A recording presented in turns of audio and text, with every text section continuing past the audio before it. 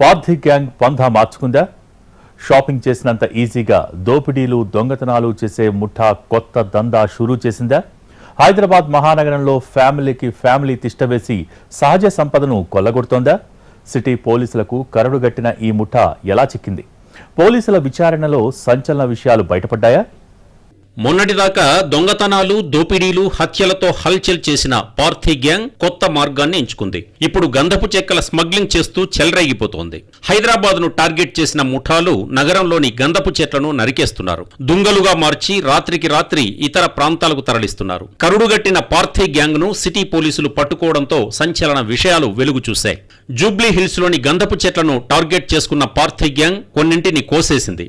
ఎవరికీ అనుమానం రాకుండా మహిళలు పిల్లలను వెంటబెట్టుకుని మొత్తం 23 మంది నగరంలో మకాం వేశారు. కొన్ని రోజుల కిందట నగరానికి వచ్చిన గ్యాంగ్ జూబ్లీ హిల్స్, యూసుఫ్ గూడలోని ఎన్ఐ, ఎంఎస్ఎం ఈ క్యాంపును టార్గెట్ చేసుకున్నారు. రాత్రి సమయాల్లో గంధపు చెట్లను నరికేస్తున్నారు. వాటిని చిన్న చిన్న దుంగలుగా మార్చి ఆటోల్లో తీసుకెళ్లారు. ఈ ముఠా నుంచి మొత్తం 10 గంధపు చెట్లను మధురానగర్ పోలీసులు స్వాధీనం చేసుకున్నారు. 4 మహిళలను అరెస్ట్ చేశారు. పట్టుబడిన వారు పళనీబాయ్, షానాజ్బాయ్, నిమ్మత్బాయ్, మాధురి ఆదివాసీగా గుర్తించారు. మరో 19 మంది పరారీలో ఉన్నట్లు పోలీసులు తెలిపారు. వీటి విలువను అంచనా వేసేందుకు పోలీసులు అటవీ శాఖ అధికారులకు అప్పజెప్పారు.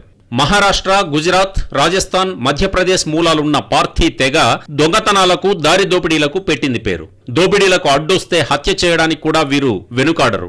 షాపింగ్ కు వచ్చినట్లు కుటుంబ సమేతంగా వచ్చి ఈజీగా దొంగతనాలు, దోపిడీలు చేసేస్తారు. భారీ మొత్తంలో నగదు నొక్కేసి సొంత ప్రాంతాలకు వెళ్లిపోతారు. హైదరాబాద్ నగరంలో పార్థి గ్యాంగులు చేసిన దారుణాలు అన్నీ ఇన్ని కావు. మధ్యప్రదేశ్, మహారాష్ట్ర, గుజరాత్, రాజస్థాన్లో విస్తరించి ఉన్న పార్థి గ్యాంగ్స్ లో 3 రకాలున్నట్లు పోలీసులు చెబుతున్నారు. పాసి పార్థీలు, పన్ పార్థీలు, గ్రామ్ పార్థీలు. వీటిలో పన్, గ్రామ్ ముఠాలు అత్యంత ప్రమాదకరమని అంటున్నారు. పార్థి గ్యాంగ్స్ కొన్నేళ్ల క్రితం వరకు హైదరాబాద్ శివార్లలో ఒంటరి ఇళ్లు, ఫామ్ హౌసుల్ని ఎంచుకుని బందిపోటు దొంగతనాలకు పాల్పడేవారు. నిర్మానుష్య ప్రాంతాల్లో గుడారాలు వేసుకుని నివసిస్తారు. పగలు ప్లాస్టిక్ వస్తువులు, పూసలు అమ్ముకుంటూ వీధుల వెంట తిరుగుతూ రెక్కీ నిర్వహిస్తారు. సంపన్నుల ఇళ్లను ఎంపిక చేసుకుని అర్ధరాత్రి దాటిన తర్వాత పంజా విసురుతారు. శత్రు దుర్భేద్యమైన ఇంటినైనా సరే చాకచక్యంగా కొలగొడతారు. బ్రిటిష్ కాలంలో ఉత్తరాదికి చెందిన పార్థి గ్యాంగ్స్ ను క్రిమినల్ ట్రైబ్ యాక్ట్ కింద నోటిఫై చేశారు. అప్పట్లో వీళ్లు కేవలం నేరాలు మాత్రమే చేస్తుండటంతో ఇలా చేసి వారిపై పటిష్ట నిఘా ఉంచారు.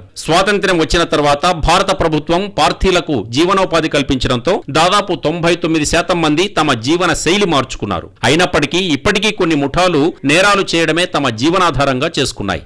ప్రధానంగా వేసవి కాలంలో పార్థి గ్యాంగులు హైదరాబాద్ ను టార్గెట్ చేసేవి. సెప్టెంబరు, అక్టోబర్, నవంబర్ నెలల్లో కొండ ప్రాంతాల్లో ఉన్న తమ స్వస్థలాల్లో పూర్తిగా విశ్రాంతి తీసుకుంటారు. డిసెంబర్ నుంచి దొంగతనాలు ప్రారంభించేవారు. ముందుగా మహారాష్ట్ర, ఆ తర్వాత గుజరాత్లలో దోపిడీలు, దొంగతనాలు చేసేవారు. అక్కడి నుంచి హైదరాబాద్ చేరేసరికి సమ్మర్ సీజన్ ప్రారంభమయ్యేది.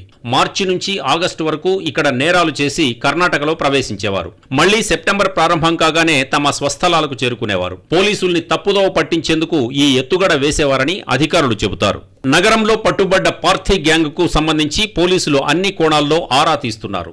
గంధపు చెక్కల చోరీ కోసమే వచ్చారా లేదా ఇంకా ఇతర నేరాలకు పాల్పడేందుకు వచ్చారా అనే దానిపై ఆరా తీస్తున్నారు. ఈ గంధపు చెట్లను వీరి నుంచి ఎవరు కొంటున్నారు, వీరి వెనకాల ఇంకా ఎవరున్నారు అనే కోణంలో దర్యాప్తు సాగుతోందని పోలీసులు అంటున్నారు.